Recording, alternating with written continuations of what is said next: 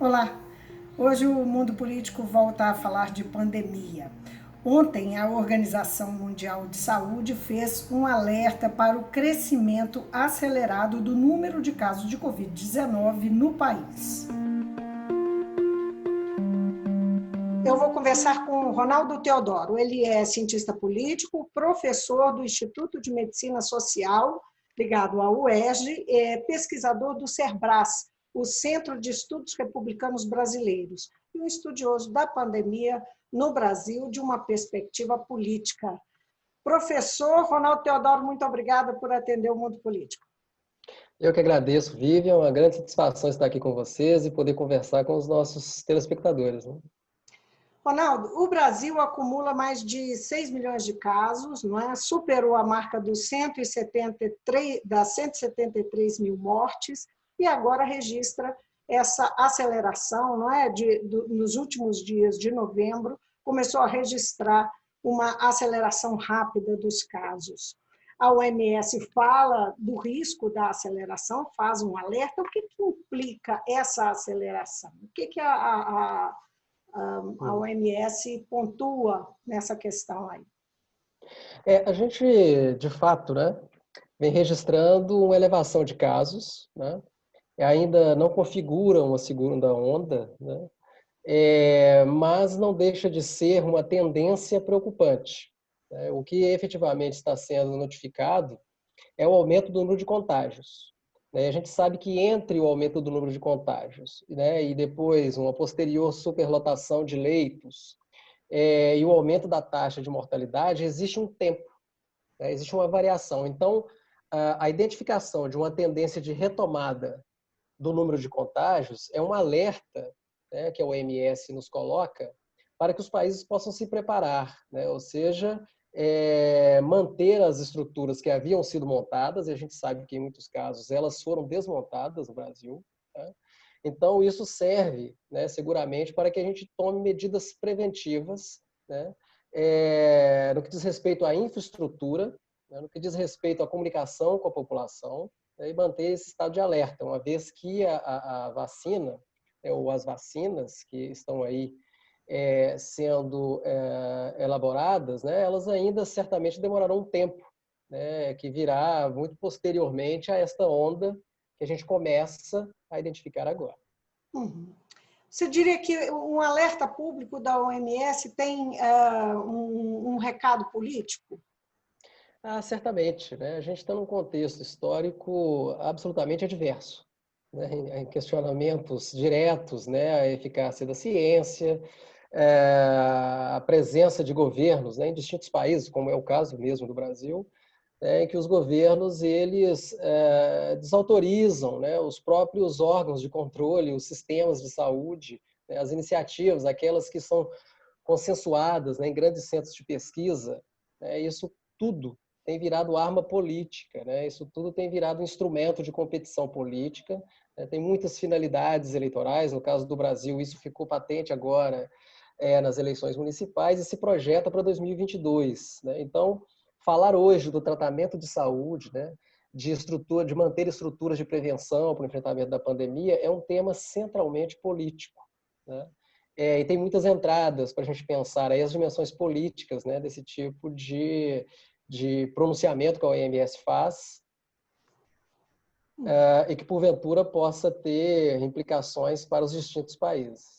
Agora, hoje, um secretário da Anvisa deu uma coletiva apresentando aí um plano, digamos, inicial, assim, que não é um plano detalhado, mas um plano para a vacina no país, né? Para que seja aplicada a vacina no país. Isso seria já uma reação, porque não houve nenhuma manifestação do Ministério da Saúde em relação ao alerta da OMS, o governo e mesmo o presidente, que eventualmente faz comentários, não disse nada, né? Aparentemente não fez nenhuma declaração, não fez nenhuma declaração. Seria uma reação a isso, apesar desse plano ainda ser bastante genérico, né? Que a vacina primeiro tem que existir? Eu acho que o Brasil já está atrasado, na verdade, em debater, em colocar pelo menos algumas diretrizes para um planejamento no que diz respeito à distribuição de vacinas, né? O Brasil tem um Programa Nacional de Imunizações que é reconhecido mundialmente, ou seja, nós temos uma forte tradição, né, construída na reforma sanitária brasileira, estruturada em torno do SUS, de muito valor, de muita eficácia, né, no combate de várias doenças e erradicação de muitas doenças. No caso da pandemia da Covid-19, essas linhas, né, de enfrentamento, de distribuição da vacina, de alocação regional, né, dado que nós temos mais de uma vacina, isso tudo está absurdamente opaco, né? Ou seja, não tem um diálogo público. O Conselho Nacional de Saúde, né, vem explicitando que isso é um problema grave, né, porque mesmo com a vacina, se a gente não tem um planejamento que já deveria estar sendo explicitado, suas linhas gerais, colocados em debate, né, se isso não se coloca, como está sendo o caso, a gente já sai atrás, né, e possivelmente teremos problemas para imunizar, né, aquelas parcelas da população que seriam prioritárias, né? Isso poderia estar sendo debatido. A Espanha já está fazendo isso, né? Independentemente das especificidades de cada vacina que pode ser adquirida pelo governo brasileiro ou não. Não é? Porque essa é a alegação, foi a alegação de que não há ainda qual será a vacina, não há detalhes sobre como acondicionar, que temperaturas, algumas especificidades, que negócio que vai ser fechado, qual que vai vir primeiro. Então, todas essas alegações para justificar muita coisa em aberto. Sim.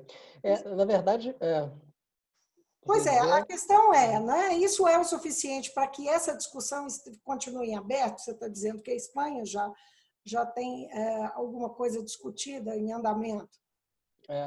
Eu diria que talvez justamente porque tem muitas coisas em aberto é que é preciso começar a discussão, né? Ou seja, essas possibilidades, né, porque nós temos mais de uma vacina se anunciando, né, era um motivo suficiente para que a gente colocasse os planejamentos possíveis, né, as linhas de ação, dado cada uma das realidades.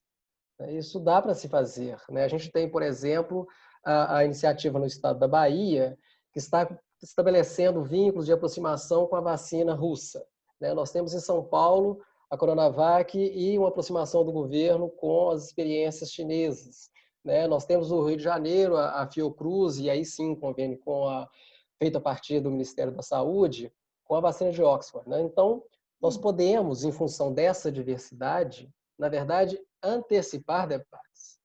Ou seja, essas que estão mais avançadas em seus experimentos, era justamente, então, um motivo não para ausentar e suspender a reflexão, né? Mas para trazer a reflexão e pensar essa diversidade regional do Brasil, um plano que considerasse essa diversidade regional do Brasil.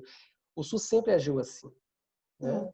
Essa sempre foi uma linha vital de organização do SUS. E a conversa construindo um pacto federativo, né?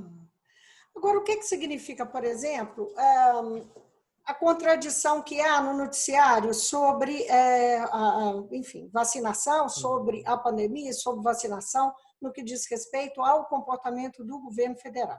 O presidente da República, recentemente, declarou que ele não vai se vacinar, fazendo um revival de uma declaração que ele disse, né, que ele deu há mais tempo, que ele não levantou uma polêmica que não existia, de que não vai obrigar ninguém a se vacinar. Enfim, de um lado isso, de outro, tem equipe da Anvisa na China acompanhando a produção e fazendo uma fiscalização da produção chinesa da Sinovac. Estou enganada, Sinovac é chinesa, eu já estou fazendo confusão dos nomes.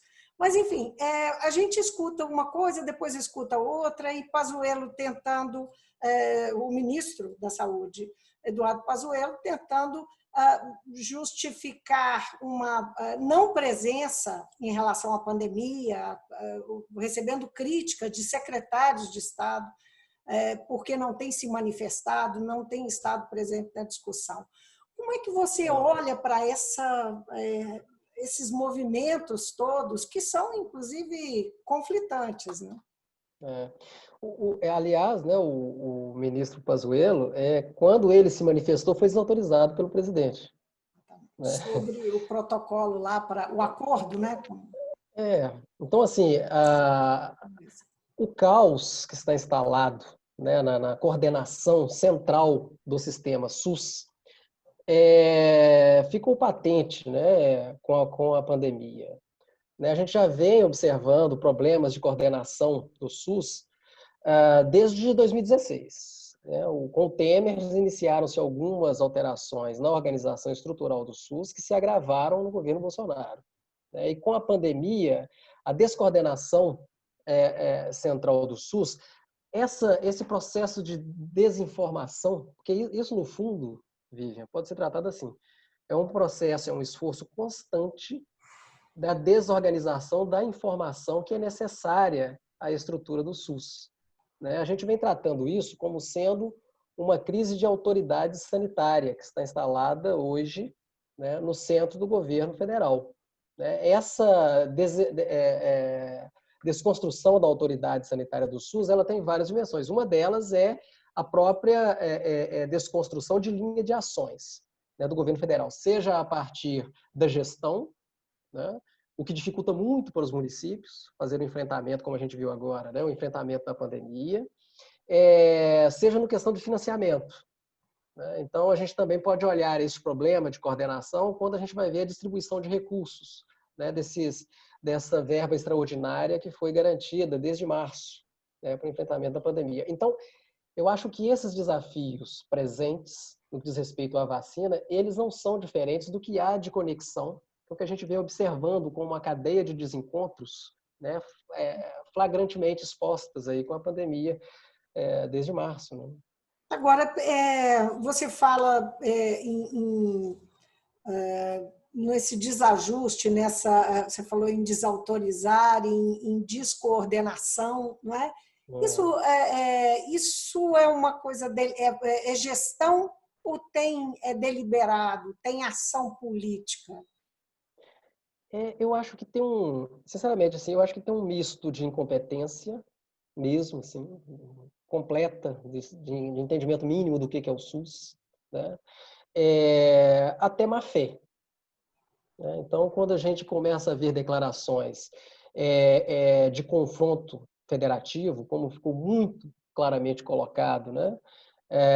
Em todo o período da pandemia, em relação aos governos estaduais, né? Em relação ao consórcio construído no Nordeste, né? Dos governadores, aí tem um misto de má fé, e quando a gente olha para a desconstrução, né, essa sucessão dos ministros da saúde, nessa substituição incessante no meio da pandemia, quando o Mandetta, que fez, né, tomou algumas medidas, isso já em 2019, que agora estão impactando fortemente o SUS negativamente, como que se diga isso, né? Mas Por quando o exemplo, Mandetta tentava... só um parênteses aí, por exemplo. Ele propôs em 2019 uma reforma, por exemplo, na forma de transferência de recursos federais para os municípios, no que diz respeito à atenção básica. Um fato claro. Assim. Tradicionalmente, o repasse de recursos federais para os municípios se dá baseado no total da população dos municípios. Né?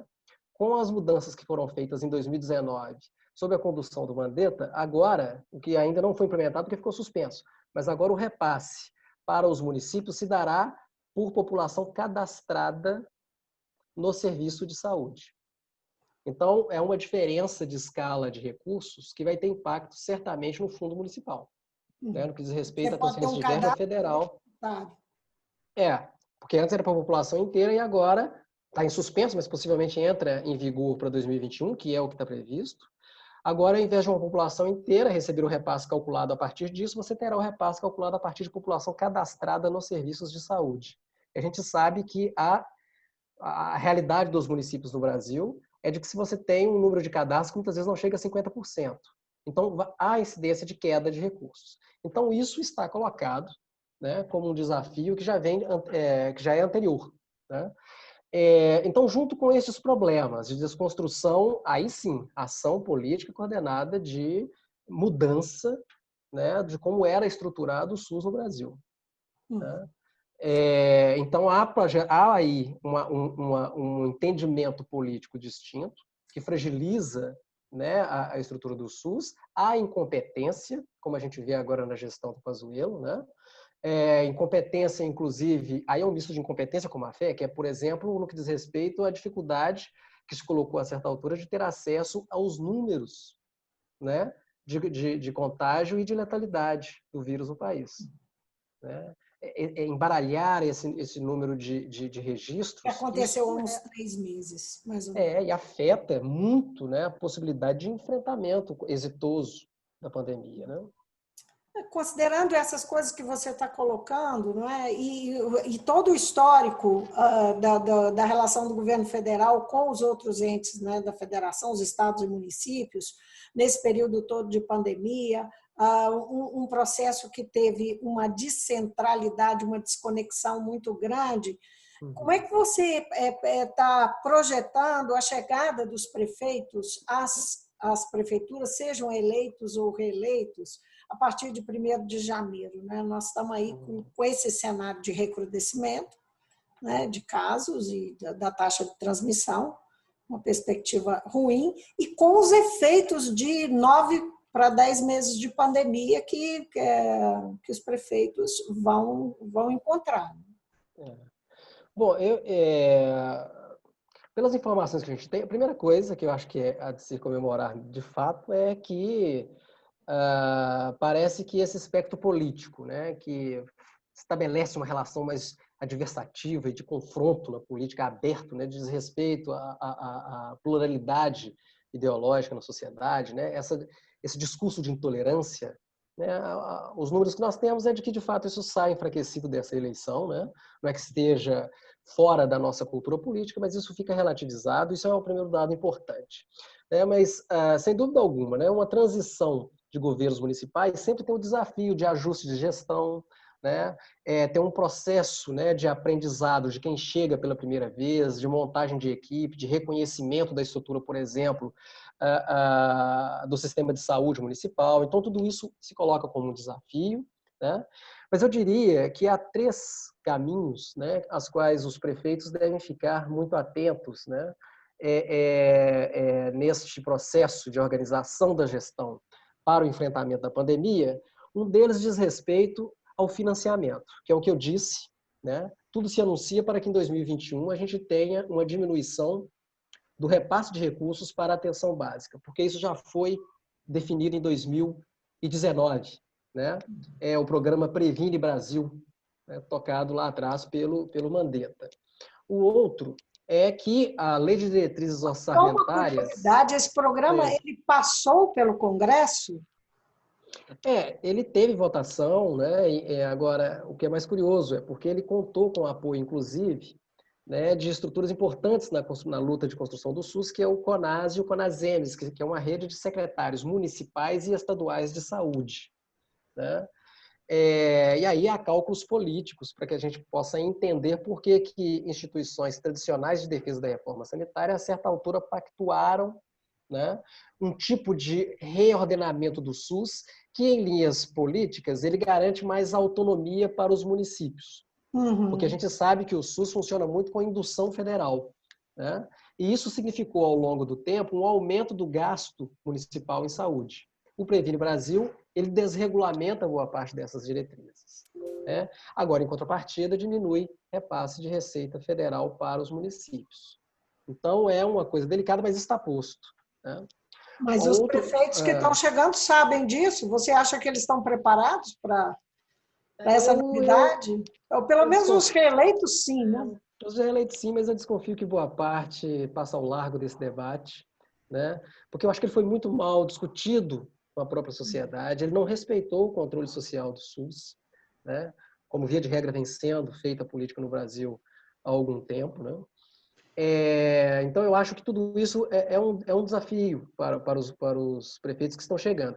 E uma coisa, Vivi, que eu acho que é muito importante reafirmar, é que no que diz respeito a financiamento, o governo federal mandou para o Congresso, né, uma lei de diretrizes orçamentárias para 2021, em que retira a previsibilidade dos recursos extraordinários que estão vigindo este ano para o SUS.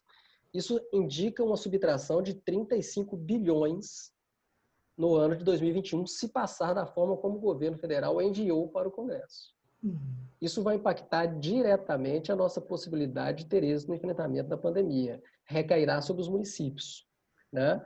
E mas será que nós temos um ambiente no Congresso para, ainda em situação de pandemia, retirar dinheiro do SUS? O Conselho Nacional de Saúde está fazendo, inclusive, uma petição pública e divulgando, né, a ameaça, né, à saúde pública no Brasil que esta medida representa. A gente já tem um número expressivo de assinaturas, 650 mil, mas, enfim, isso precisa de um maior adensamento do debate público, né, que ainda está aquém do que é necessário. Riscos existem, né? E aí, na ausência desses recursos extraordinários, em 2021, vai voltar, então, a viger a Emenda Constitucional 95, que é um teto de gastos que está valendo para 10 anos. Que desde 2018 já retirou 22 bilhões do SUS. Ora, isso tem impacto direto para as administrações municipais que estão chegando agora. A Frente Nacional de Municípios tem que se haver com isso, né? É preciso ação política. Sim, e saúde foi disparado o assunto que mais mobilizou o cidadão em relação à escolha, né, na hora de escolher os prefeitos. O discurso saúde é prioritário, né? Veio ao centro, né, da conjuntura. Aliás, a gente vem também discutindo na área da saúde coletiva que, desde as lutas, né, de construção do SUS, é uma coisa que a gente identifica como sendo um limite, é o que a gente chama de uma consciência pública sanitária, né? Ou seja, valores públicos que compreendam, né, a centralidade do SUS para a organização da democracia brasileira. Isto sempre foi um déficit nas lutas, né, pela expansão do SUS. Agora, com a pandemia, a gente percebe, há até pesquisas, né, mostrando isso, que o SUS ele ganha um apreço e uma compreensão pública inédita, né, na população brasileira, configurando indícios disso que pode vir a ser uma cidadania sanitária, né, vamos dizer assim.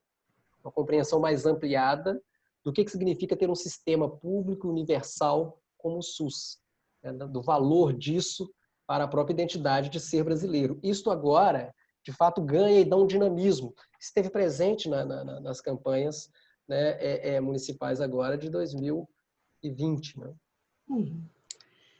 Nós estávamos falando sobre um plano para vacinação, e eu esqueci de mencionar, o ministro Ricardo Lewandowski, ministro do Supremo, ele deu um prazo para o governo, ele deu 30 dias, e isso a contar do dia 25, né? Para que o governo apresente um plano. Né? Qual que é assim, o poder de pressão de fato, né? De uma decisão do ministro, é uma decisão monocrática e tal, mas ele está respondendo a ações, arguições que estão lá no Supremo, que ele é relator, né? Pressionando o governo. Você acha que pode ter efetividade essa pressão, essa decisão dele? Eu acho que é engraçado, né? Porque a gente depender de sentenças do STF para disciplinar o Poder Executivo é indício de como a nossa democracia está fragilizada, né? Porque o processo de construção de projetos de ação do SUS, ele sempre se deu com um controle social. Ou seja, o planejamento de ações do Ministério da Saúde, ele sempre esteve muito conectado com a presença do Conselho Nacional de Saúde, com a presença de secretários de saúde, né? Mas como tudo isso está falhando, no contexto em que a democracia está relativizada, a política está sendo relativizada, a gente vai, então, para uma esfera judicial, para ver se ela obriga o Poder Executivo a fazer política, que é o que lhe cabe. Né? Essa conjuntura recente tem mostrado que isto foi um dos freios, né? A esfera judicial foi um dos lugares onde houve, de fato, algum limite para as ações, né? Ou omissões do governo federal. Então, há sim a possibilidade de que isso realmente o pressione a ponto de colocar em público algum tipo de iniciativa, Mas a iniciativa em si mesma, nós não alimentamos aí grandes esperanças de que isso venha a ser algo bem explicitado, né? Que esteja à altura dos desafios que a gente está vivendo. Né? Agora, um plano desse, qual que é a importância dele para tirar, para que a vacina não seja mantida como um objeto de disputa eleitoral entre Dória, não é? O governador de São Paulo, João Dória, e o presidente Jair Bolsonaro. Né? Para evitar que isso, não é? essa discussão e esse plano determinado para que isso não ocorra, né? Que ocorre em relação à vacina que pode vir da China, e que é uma parceria com o Butantan, né? Isso aí ganhou um aspecto, um debate, ganhou o debate político. Né? Pois é, o que a gente tenta recuperar com o plano é justamente que as instituições possam funcionar efetivamente. Qual que é o sentido de um planejamento? É que as diretrizes da burocracia pública, né, da Anvisa, ou mesmo das secretarias que compõem o Ministério da Saúde, que elas possam ter previsibilidade de ação. Né, e sair desse terreno da disputa comezinha, né, que a gente tem visto graçar o debate sobre a vacina no que diz respeito à pandemia. Então, este plano, ele deveria se preocupar, né, com o desequilíbrio regional brasileiro.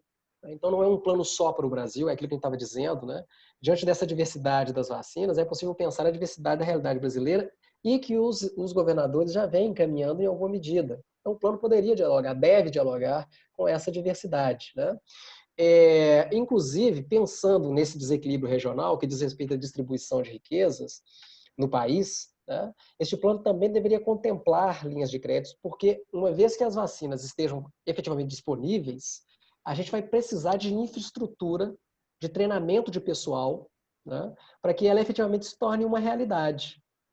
Então, o plano, o planejamento, né, as diretrizes, é para criar uma previsibilidade, ou pelo menos anunciar um caminho de ações. Né? Então, é muito importante que se tenha isso. Porque a gente tem visto que, por ausência de planejamento, inclusive identificados pelo TCU, né, de que o governo não apresentou um planejamento mínimo durante todo o projeto, ou todo o processo da pandemia. Então, há recursos retidos, né, que deviam ter sido aprovados pelo Congresso. Que não foram nem empenhados. Ou seja, não tem previsibilidade para gasto, sendo que a gente tem uma ausência de equipamentos de EPI, né, para os profissionais da saúde. O Brasil tem taxas altíssimas de mortalidade de enfermeiros, né, de distribuição de máscaras, de testes, né, para a população. Economizou com a pandemia? Aí é que fica isto, né? Que é aquilo que a gente estava dizendo, que é um misto de incompetência com uma estratégia política que tem se mostrado, né? Problemática agora, como vimos agora nas eleições, mas foi uma aposta política. A certa altura teve aí uma aposta política. Né? Mas saíram pelo auxílio emergencial, não é? Que é o dinheiro saiu com o auxílio emergencial, que é uma ajuda, uma canalização de recursos que tem uma reação, um retorno mais visível, não é? Que é para quem recebe, tem um impacto mais claro desse Também foi outra postura política muito difícil, né? A gente pôde acompanhar como é que isso também não era uma vontade, né, deliberada, uma vontade política deliberada pelo governo federal, pelo menos ao nível que chegou em termos do repasse de R$600. Né? Era muito menos o que se propunha e agora já está apresentando a redução disso, né, como cenário futuro. Então, em que pese o fato, né, de ter organizado o auxílio emergencial, né, ainda assim não era, né, em sua origem, né, um desenho político a qual o próprio governo, o Ministério da Economia, tinha como prioridade. Né?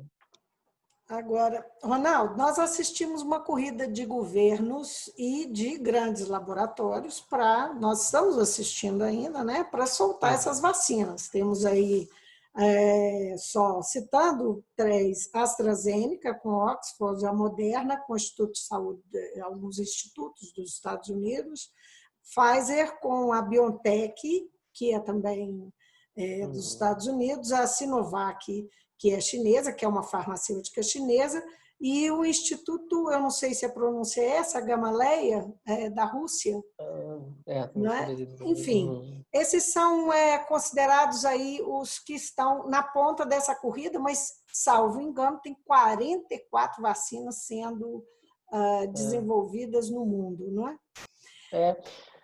Na verdade, a questão é que leitura que você faz dessa corrida, que é uma disputa que envolve aí aspectos tanto econômicos quanto políticos, né? E econômicos fortíssimos. A gente Sim, não, sabe que eu queria dizer isso, esses tanto econômicos quanto políticos, certamente. E aí é um pouco, né, daquilo que a gente chama de que tem um complexo industrial da saúde, né? Efetivamente, a área da saúde é um terreno, né, que movimenta recursos bilionários, né, no mundo, né? E agora, no caso da pandemia, as mais viáveis são 4, né?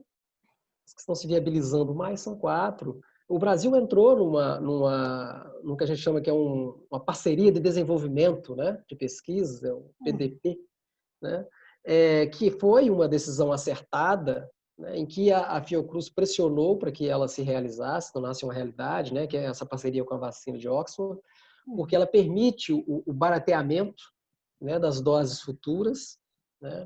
Ela tem uma parceria que envolve transferência de tecnologia, né, e de conhecimentos. Isso é muito importante para o desenvolvimento dessa área no país, né? A gente já teve isso em outros momentos. Isso diz respeito mesmo, Vivian, a uma soberania nacional do ponto de vista da indústria da saúde, coisa que também vem sendo progressivamente desmontada, e agora a gente tem visto isso, né, o impacto que isso causa num contexto como esse, né? Então, a gente não tem uma indústria capaz de ter infraestrutura de produzir ventiladores, por exemplo. De repente, ficamos absolutamente dependentes de importação. Isso é o quê? Isso é o desmonte da indústria nacional na área da saúde. Isto é seríssimo, né? Então, a gente tem essas parcerias, né, esses PDPs, que são parcerias de desenvolvimento, de pesquisa, desenvolvimento tecnológico, que de fato, foi o passo mais acertado que nós tivemos durante toda a pandemia e que teve alguma entrada, né, do governo federal por pressão da Fiocruz, que agora, ao que tudo indica, então, teremos, né, os frutos importantíssimos, né, porque se prevê aí a produção, o Brasil com capacidade de produzir, inclusive, né, aproximadamente 100 milhões de doses. Então, isso em solo brasileiro. Isso, Isso para a a de gente Oxford é aquela que não depende, é uma das que não depende de elevadas temperaturas, que esse é um dificultador, não é? Inclusive o armazenamento, os custos dela são mais baixos, né? E a possibilidade e as condições de armazenamento não são das mais complicadas, como parece que é o caso da vacina russa, né? Seria de 2 a 8 graus, seria numa geladeira de um posto de saúde, seria possível armazenar. Isso dá uma capacidade de mobilização, de mobilidade, né? De manipulação mesmo do próprio medicamento, que é uma coisa muito importante. Então, agora, isto é expertise desenvolvida, é isso, né? Numa área do SUS que é de altíssima sofisticação tecnológica, que a gente tem aqui na Fiocruz. É sempre bom dizer isso, né? Para dizer das virtudes do SUS, porque, via de regra, não é assim que ele é retratado.